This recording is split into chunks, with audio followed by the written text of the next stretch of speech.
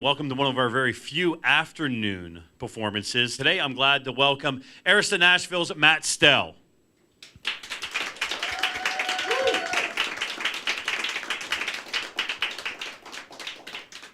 Nice to see you, sir. Nice to see you. Hey, friends. All right, so let's get this out of the way first. Yeah. I know I introduced you as Matt Stell, but I probably should have introduced you as Paul Wayne Walker. Yeah. Do you want to explain that? Yeah. So when I was playing basketball in college, and my coach found out that I was playing music in bars during the season, he was none too pleased. So anyway, he told me not to do it anymore. But I was already in it too deep. There was no way I wasn't gonna. So I just played under a pseudonym for my senior year, and it was Paul Wayne Walker. So like my friends knew that if that was on the marquee, that was me. Where did the name come from? There's a songwriter from Mississippi I like a whole lot. His name was Paul Wayne Thorne, and my mom's maiden name was Walker. So there you go. Mashed it up. And your coach never caught on? No, he didn't. Although I've told this story a handful of times, and we're still like pretty close. So I'm expecting a phone call pretty soon. Probably gonna make me run even now. All right, so you grew up in a town, Center Ridge, Arkansas. Mm-hmm. Now, I went on to their Wikipedia page. No, you didn't. Yes, I did. There is one? Yeah, well, it's very small. 388 people, it says, call Center Ridge home. Well, that's just the metropolitan area. Okay. Are they all Stells? The suburbs. Most of them are Stells or Flowers. Yeah, I'm related to a lot of them. So did you grow up in town? Well, does it have a stoplight first off? No. Okay. No. It has like 300. It has a school, and it's got 10 churches and 2 liquor stores. So we're a wet county. Hey, your priorities are there. So, all right, so this might be an interesting question then. Yeah. We go home with you to Center Ridge. Right. What are we doing? Probably something that involves trucks. Okay. Or guns or hunting or fishing or something. That's pretty much the only pastime. Yeah, I mean, I'm from a make-your-own kind of fun kind of place. It doesn't really matter what you're doing. It's more who you're doing it with. So, yeah, we would have a great time. But we would burn some gasoline somehow. And you would get in trouble, I'm sure, too. Yeah, I mean, yeah, I suppose. There's always the opportunity for trouble, yeah. All right, so we know you played college basketball, and then you went and took a trip to Haiti. And you were so inspired by that, you came back and applied to Harvard Medical School. The pre-medical program, yeah. Okay, but it's Harvard. Okay, that's the operative word there. Pre-med is fine. Yeah. Okay, Harvard pre-med. You got accepted. I did, yeah. I mean, and then you're like, no.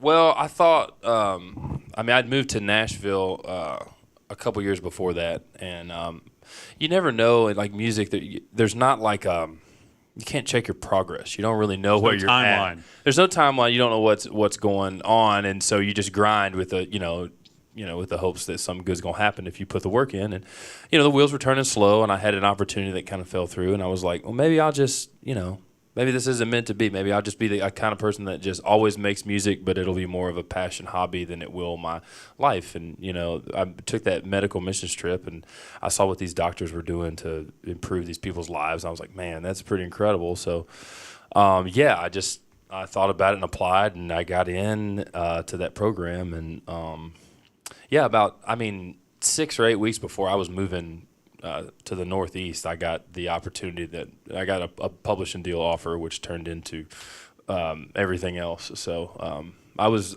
close to checking out. And you can always go back. I suppose so. I don't want to go back now, though. I love this was Plan A. So I felt like if I would have left, I would have been kind of quitting on something, and I'm not a quitter really. So all right. So one of the most trending things on BuzzFeed a couple weeks ago was questions not to ask or things not to say to tall people. And since you're 6'7", let's see if you were ever asked any of these. Okay. All right. Can you dunk? Yes, I've been asked that a time or two. Okay. Can you dunk? Yeah. Okay, I hope so. All right. How's the weather up there? Uh-huh. All right. Yep. How do you find clothes that fit? Yep.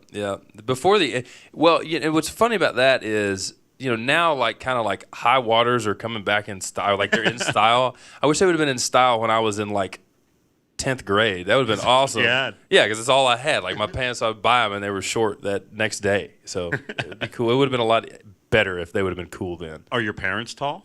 Yeah, my dad was like 6'5", and my mom's, I guess, 5'7" or so. Okay. So.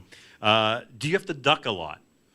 Yeah, and I wear hats a lot, and you don't think about peripheral vision being vertical, but it is, and I hit my head a lot with wearing hats. Like I won't say it's a problem, but it's definitely a nuisance. Can you reach that for me? Yeah, I'm really good at it. I'm first team all light bulb. Is it hard to find a date? Uh, To date, is it hard to date because everybody's so much shorter? I never honestly think about. Everybody's 5'10" to me unless somebody's like 6'4". Like I can't tell the difference. So it was probably easier than it could have been. Do you always have to sit first class or get an emergency seat? Oh man, so I fly a lot, and I'm in Southwest Plains more times than not. And luckily I'm A-list, but like yesterday I'm getting on the plane. And, if there's a lot of like pre-boarding folks, they'll take the best seats are like the bulkhead seats because you have the leg room. And then there's nowadays in the Southwest plane, there's one exit row seat that's like doesn't have a seat next to it. And I was walking, and the one guy in front of me, and he was like, oh, 4 foot he went tall. and sat there, and I was like, I almost asked him, I was like, dude, I'll buy you a drink on the plane if I can have that seat. But I just didn't.